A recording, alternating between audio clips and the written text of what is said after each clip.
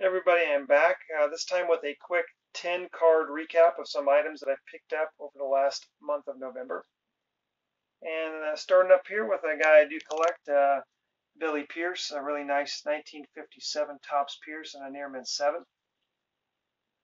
Looking at the back of this card, it says Billy is considered one of the top pitchers in Major League Baseball, and he was a multi-time All-Star. He was one of the dominant pitchers and a left-hander at that in the 50s. Not a lot of folks know that. It's funny how he's thrown in with the Commons, but he was a pretty big star back in the day. Then a 58 Topps fence bust, or excuse me, Braves fence busters. It's got four greats from the Atlanta Braves, or excuse me, that back when they were Milwaukee Braves.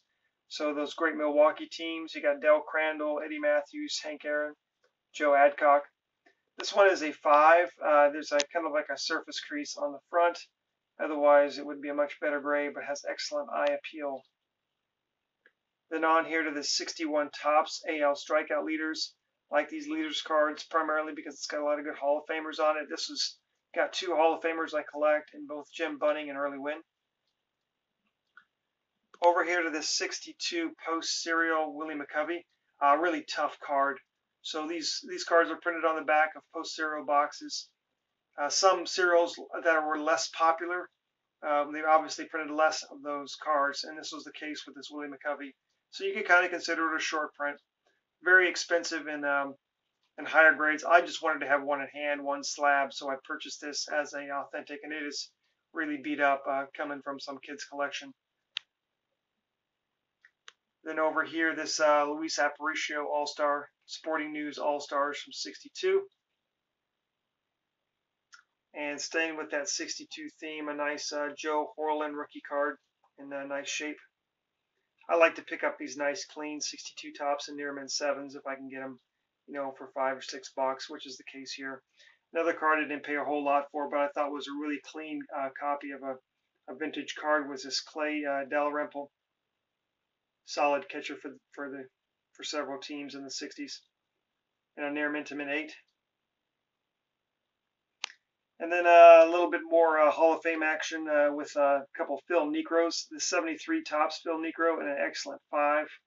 It's kind of got like a ding corn here. That's what's holding back. Otherwise, the eye appeal on this is very sharp. Didn't pay a whole lot for it. Just was going to look in the bundle with a couple cards and only won this one. And then over here, sticking with the Phil Necro theme, this 76, much higher grade on that with a near mint to mint 8. Excellent centering on that, good sharp corners, really good looking card. But I'm a big fan of those 76 Topps with the bright colors. They kind of have like a glossy finish to them as well. And then last card doesn't really fit in with this whole group. It's a basketball card, but there's a story behind it. First, like a big Kevin Garnett collector. Love Kevin Garnett, was my favorite player. And I remember briefly recollecting baseball cards or basketball cards too back in '96, kind of in a transition period of my life. So I started buying a few packs here or there. And I remember pulling this card out of a pack. I still have it, but not worth sending in to get graded. I wanted to have one of these cards graded for the Garnett collection.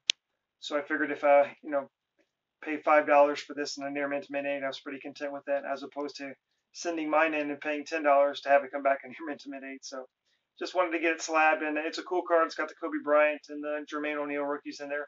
Kind of an homage to that 1980-81 famous basketball card with with Larry Bird and Magic Johnson and Julius Erving. But that's all I've got for you. Just a quick 10 card recap. Once again, everybody, I appreciate your posts and comments, and I'll talk to you again soon.